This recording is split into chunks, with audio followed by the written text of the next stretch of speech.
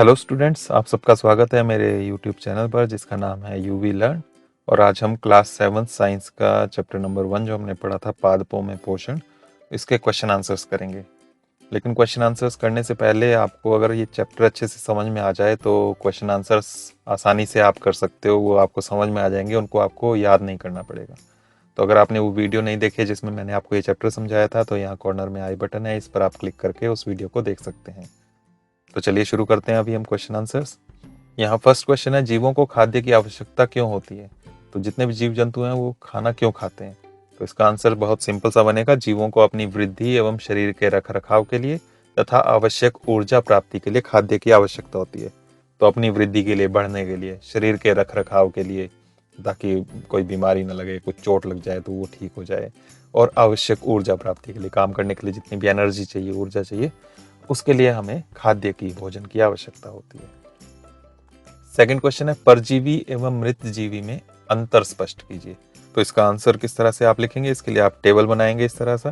एक साइड आप परजीवी लिखेंगे, दूसरी साइड मृत जीवी लिखेंगे, और नाम से ही आपको पता चल रहा है परजीवी और मृत जीवी का अंतर, वही आपने यहाँ लिखना है। परजीवी में आप लिखेंगे ये जीव अपना पोषण दूसरे परपोषी जीवों से प्राप्त करते हैं। तो दूसरे परपोषी जीव जो होते हैं उनसे ये अपना भोजन प्राप्त करते हैं, अपना पोषण प्राप्त करते हैं। तो दूसरों के सहारे ये जिंदा रहते हैं। और मृत जीवी, ये जीव अपना पोषण मृत एवं विघटित जैविक पदार्थों से प्राप्त करते हैं।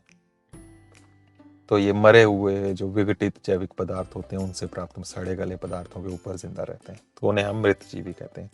उदाहरण देंगे हम, तो परजीवी का उदाहरण हो जाएगा अमर बेल।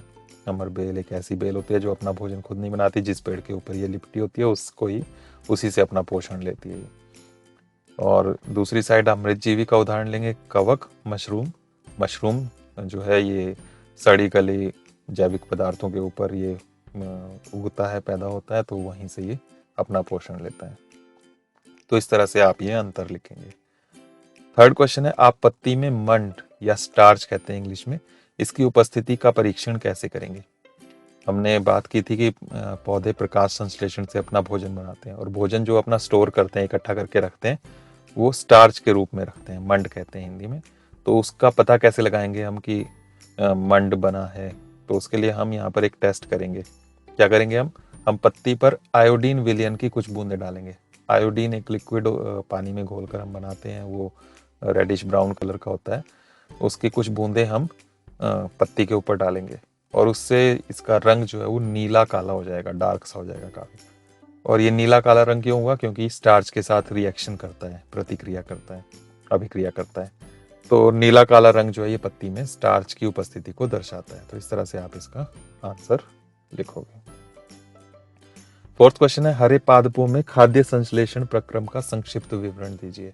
तो खाद्य संश्लेषण, भोजन कैसे बनाते हैं पौधे, वो हमें बताना है यहाँ पर। तो पादपों की पत्तियों की क्लोरोफिल युक्त कोशिकाएं सूर्य के प्रकाश की उपस्थिति में वायु से कार्बन डाइऑक्साइड एवं भूमि से जल लेकर कार्बोहाइड्रेट का संश्लेषण करती हैं। इसे प्रकाश संश्लेषण कहते हैं। तो हरे पौधे जो होते हैं उनकी पत्तियों में क्लोरोफिल होता है। तो क्लोरोफिल वाली जो कोशिकाएं हैं ये सूर्य के प्रकाश की उपस्थिति में सूर्य से प्रकाश लेती हैं, उससे जो ऊर्जा मिलती है उससे हवा से जो कार्बन डाइऑक्साइड ली है और जमीन के अंदर से पानी लिया है, इन दोनों को मिलाकर ये कार्बोहाइड्रेट बनाती हैं जो स्टार्च के रूप में इकट्ठा होता है। तो ये भोजन बनाने की जो प्रक्रिया है इसको हम प्रकाश संश्लेषण कहते हैं। तो इस तरह से आप इसका आंसर लिखेंगे। फिफ्थ क्वेश्चन है, किसी प्रवाह चित्र की सहायता से दर्शाइए कि पादप भोजन के मूलभूत स्रोत हैं। तो पेड़ पौधे ही मूलभूत स्रोत हैं भोजन के। सारा का सारा भोजन पेड़ पौधों से ही मिलता है, चाहे वो शाकाहारी जानवर हो, चाहे मांसाहारी जानवर हो। मांसाहारी भी है तब भी वो पौधों पर ही निर्भर है। कैसे, उसका आपको यहाँ प्रवाह चित्र बनाना है। तो उसके लिए हम आंसर इस तरह से देंगे, सभी जीव भोजन के लिए सीधे या परोक्ष रूप से पादपों पर निर्भर करते हैं, जैसा कि निम्न प्रवाह चित्रों में इससे स्पष्ट है। तो नीचे हम प्रवाह चित्र देंगे, इससे हमें स्पष्ट हो जाएगा कि सारे के सारे जीव जंतु सीधे चाहे परोक्ष रूप से, मतलब सीधे डायरेक्टली या इनडायरेक्टली रूप से यहाँ पर पौधों पर निर्भर है। कैसे? इसके लिए आप इस तरह से डायग्राम बना सकते हैं कि पेड़ पौधे जो हैं इनको खाता है हिरण, हिरण को खाता है शेर। तो शेर डायरेक्ट पेड़ पौधे नहीं खा रहा है, लेकिन हिरण को खाया शेर ने। शेर को ऊर्जा हिरण से मिली, हिरण को ऊर्जा पेड़ पौधे से मिली थी। अगर पेड़ पौधे ही नहीं होते तो हिरण नहीं होता, हिरण नहीं होता तो शेर भी नहीं होता। तो भोजन का मूलभूत स्रोत जो है वो पेड़ पौधे ही हैं। इसी तरह से एक और आप यहाँ पर बना सकते हैं, घास, ये भी पादप है, पेड़ पौधे पौधों में आता है ये। उसके बाद घास को खाते हैं कीट, छोटे छोटे कीड़े मकोड़े। कीटों को खाता है मेंढक, मेंढक को खाता है सांप, सांप को खाता है बाज। तो सबको ऊर्जा जो मिल रही है वो मेनली कहाँ से मिल रही है, स्टार्ट कहाँ से हुआ, पौधों से। तो इसलिए हम कहते हैं कि पौधे जो हैं ये पादप, ये भोजन के मूलभूत स्रोत होते हैं। 6th क्वेश्चन है, रिक्त स्थानों की पूर्ति कीजिए। तो यहाँ खाली स्थान है, इनको आपने भरना है। फर्स्ट है, क्योंकि हरे पादप अपना खाद्य स्वयं बनाते हैं इसलिए उन्हें डैश कहते हैं। तो भोजन अपना खुद जो भी बनाते हैं ये पौधे, हरे पादप, उन्हें क्या कहते हैं, तो उन्हें हम कहते हैं स्वपोषी। अपना पोषण ये खुद करते हैं, तो ये स्वपोषी हो गए। ख है, पादपों द्वारा संश्लेषित खाद्य का भंडारण डैश के रूप में किया जाता है। तो अभी हमने पीछे भी बात की, खाना जो भी वो बनाते हैं अपना, उसको इकट्ठा स्टोर करके किस फॉर्म में रखते हैं, किस रूप में रखते हैं, तो वो है मंड या स्टार्च लिख सकते हैं आप। उसके बाद ग है, इसमें प्रकाश संश्लेषण के प्रक्रम में जिस वर्णक द्वारा सौर ऊर्जा संग्रहित की जाती है उसे डैश कहते हैं। तो वर्णक होता है कलर, जो भी कोई कलर्ड ऑब्जेक्ट होता है, कलर्ड मटेरियल होता है जिसकी वजह से कलर आता है, तो उसे हम वर्णक कहते हैं। तो वो हरा रंग किस वजह से आ रहा है, जिसकी वजह से वो सौर ऊर्जा से वो भोजन बना रहा है प्रकाश संश्लेषण में पौधा, तो हरे रंग की चीज क्या है उसके अंदर, उसे हम कहते हैं क्लोरोफिल। घ है, यहाँ पर प्रकाश संश्लेषण में पादप वायुमंडल से डैश लेते हैं तथा डैश का उत्पादन करते हैं। तो वायुमंडल से गैस लेते हैं, कौन सी गैस लेते हैं प्रकाश संश्लेषण में जब वो भोजन बनाते हैं, और कौन सी गैस बाहर छोड़ते हैं वो पूछा है यहाँ पर। तो वो लेते हैं कार्बन डाइऑक्साइड, और जो छोड़ते हैं गैस उसका नाम है ऑक्सीजन। तो कार्बन डाइऑक्साइड लेते हैं भोजन बनाते वक्त, और ऑक्सीजन वो वायुमंडल में वापस छोड़ते हैं।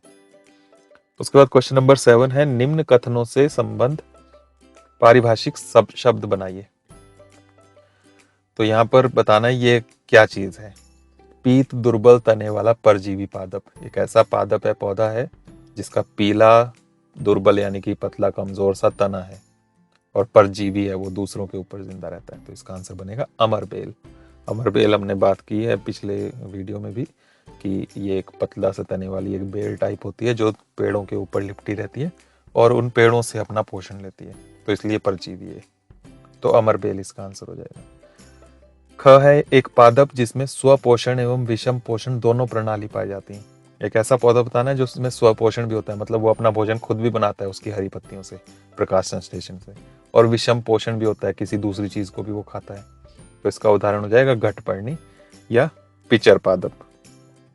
ये जो पौधा होता है इसमें हरी पत्तियां भी होती हैं, तो ये अपना भोजन प्रकाश संश्लेषण से भी बनाता है, लेकिन साथ में इसकी जो पत्तियां होती हैं वो घट यानी कि घड़े के समान होती हैं, जग जैसी होती हैं, जिसके अंदर कोई कीट चला जाए, कीड़ा मकोड़ा, तो वो उसको अंदर ले लेता है और ऊपर से कवर कर लेता है, और उसको वो अपने भोजन के रूप में ग्रहण करता है, ले लेता है। तो इसलिए इसका आंसर हो गया घटपर्णी या पिचर पादप।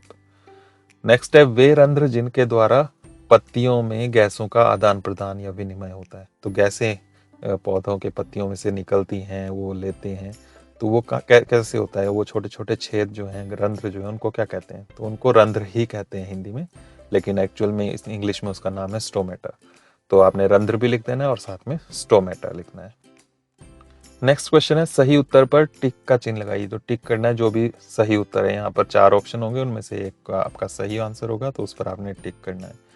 तो इसका फर्स्ट पार्ट है, अमरबेल उदाहरण है किसी, अमरबेल किस चीज का उदाहरण है इनमें से, स्वपोषी का, परजीवी का, मृत जीवी का, या परपोषी का।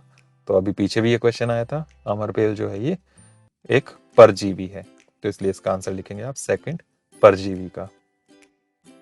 ख है, इसमें कीटों को पकड़कर अपना आहार बनाने वाले पादप का नाम है। अभी हमने पीछे भी बात की, तो कौन अपना आहार बनाता है कीटों को पकड़ के, कीड़े मकोड़ों को खाता है, ऐसा कौन सा पौधा है, तो उसका नाम इनमें से आपको बताना है, अमरबेल, गुड़हल, घटपर्णी, पिचर पादप या गुलाब। तो इसका आंसर हो जाएगा घटपर्णी, पिचर पादप। उसके बाद क्वेश्चन नंबर 9 है, कॉलम ए में दिए गए शब्दों का मिलान कॉलम बी के शब्दों से कीजिए। तो यहाँ 2 कॉलम है, इन शब्दों को मिलाना है, आपस में मैच करना है। कॉलम ए में है क्लोरोफिल, नाइट्रोजन, अमरबेल, जंतु, कीटभक्षी, और कॉलम बी में है जीवाणु, परपोषित, घटपर्णी या पिचर पादप, और पत्ती परजीवी। तो इनको मिलाना है। तो इसमें फर्स्ट है क्लोरोफिल। क्लोरोफिल हम जानते हैं पत्तियों में पाया जाता है, तो इसलिए इसको पत्ती से आप मिलान करेंगे। सेकंड है नाइट्रोजन। नाइट्रोजन वायुमंडल में पाई जाने वाली गैस है और ये पौधों के लिए भी ज़रूरी होती है, उनके पोषण के लिए। लेकिन पौधे डायरेक्टली वायु से नाइट्रोजन नहीं ले सकते। पौधे डायरेक्टली वायुमंडल से नाइट्रोजन नहीं ले सकते, तो इसलिए वो मिट्टी से लेते हैं। मिट्टी में जो नाइट्रोजन का स्थिरीकरण है, फिक्सेशन है, वो करते हैं जीवाणु, जिनका नाम राइजोबियम होता है। तो यहाँ पर इसको आप जीवाणुओं से मैच करेंगे। जीवाणु छोटे छोटे जीवाणु होते हैं जो पौधों की जड़ों के पास मिट्टी में होते हैं, वो वायुमंडल से नाइट्रोजन लेते हैं और वो पौधों के इस्तेमाल के लायक उसको बनाते हैं। उसके बाद है अमरबेल। अमरबेल क्या है? तो वो परजीवी है, पीछे भी हम बात कर चुके हैं। जंतु। जंतु दूसरों के सहारे जिंदा रहते हैं, दूसरों से पोषण लेते हैं, इसलिए हम जीव जंतु जितने भी हैं, इंसान हो चाहे जानवर हो, उनको हम परपोषित कहते हैं। उसके बाद है कीटभक्षी। तो कीटभक्षी जो पौधा है उसका नाम है घटपर्णी या पिचर पादप, इससे आप इसको मिलाएंगे। क्वेश्चन नंबर 10 है निम्न कथनों में से सत्य एवं असत्य कथनों का चयन कीजिए। तो यहाँ पर सत्य असत्य बताना है आपको। फर्स्ट है प्रकाश संश्लेषण में कार्बन डाइऑक्साइड मुक्त होती है। तो प्रकाश संश्लेषण हमने पीछे भी बात की, कार्बन डाइऑक्साइड लेते हैं पौधे और ऑक्सीजन देते हैं। तो यहाँ पर उल्टा लिखा हुआ है, तो इसलिए ये असत्य हो गया। ख है ऐसे पादप जो अपना भोजन स्वयं संश्लेषित करते हैं, मृतजीवी कहलाते हैं। जो अपना भोजन खुद बनाते हैं उनको मृतजीवी कहते हैं। मृतजीवी तो वो होते हैं जो मरे हुए पर जिंदा रहते हैं। अपना भोजन खुद बनाने वालों को स्वपोषी कहते हैं। तो यहाँ पर गलत लिखा है, तो इसलिए ये असत्य हो गया। नेक्स्ट है प्रकाश संश्लेषण का उत्पाद प्रोटीन नहीं है। प्रकाश संश्लेषण जब होता है तो कार्बोहाइड्रेट बनता है जिसे वो स्टार्च के रूप में रखते हैं स्टोर करके, तो प्रोटीन नहीं बनता है, वही लिखा है इन्होंने, तो इसलिए सत्य हो गया। घ है प्रकाश संश्लेषण में सौर ऊर्जा का रासायनिक ऊर्जा में रूपांतरण होता है। तो प्रकाश संश्लेषण में ऊर्जा जो है पौधे वो सौर से लेते हैं, सूर्य की ऊर्जा लेते हैं। तो सूर्य की रोशनी में वो अपना भोजन बनाते हैं और उससे फिर वो कार्बन डाइऑक्साइड और जल को मिलाकर अपना भोजन बनाते हैं। तो वो रासायनिक परिवर्तन होता है। तो सौर ऊर्जा का रासायनिक ऊर्जा में रूपांतरण हो रहा है, बदल रहा है, तो ये सत्य है। इसके बाद क्वेश्चन 11 है सही विकल्प चुनिए। तो यहाँ पर क्वेश्चन है, इसके 4 ऑप्शन है। फिर से पादप के किस भाग द्वारा प्रकाश संश्लेषण हेतु वायु से कार्बन डाइऑक्साइड ली जाती है? तो प्रकाश संश्लेषण में हवा से कार्बन डाइऑक्साइड लेते हैं पौधे, इनमें से किस हिस्से से लेते हैं? मूल रोम। मूल रोम यानी कि जड़ों में से, जड़ों की जो बारीक बारीक धागे से होते हैं जड़ों में, उससे, या रंध्र जो छोटे छोटे छेद होते हैं पत्तियों में, उससे, या पर्णशिराएं। पर्णशिराएं होती हैं पत्तियों के ऊपर जो लाइंस लाइंस नजर आती हैं आपको, वहां से, या बाह्य दल। बाह्य दल होते हैं पौधों की जो फूल होते हैं उनकी पंखुड़ियां। तो कहाँ से वो पौधे कार्बन डाइऑक्साइड लेते हैं? तो वो लेते हैं रंध्रों से, छोटे छोटे छिद्र जो हैं, स्टोमेटा भी कहते हैं इनको। तो ये आंसर हो जाएगा इसका नंबर 2, रंध्र। नेक्स्ट क्वेश्चन भी इसी तरह का है, इसमें भी 4 ऑप्शंस हैं। वायुमंडल से मुख्यतः जिस भाग द्वारा पादप कार्बन डाइऑक्साइड प्राप्त करते हैं वह है। फिर से वही क्वेश्चन है सेम, कार्बन डाइऑक्साइड किस भाग से लेते हैं, लेकिन यहाँ ऑप्शन में अब रंध्र नहीं है।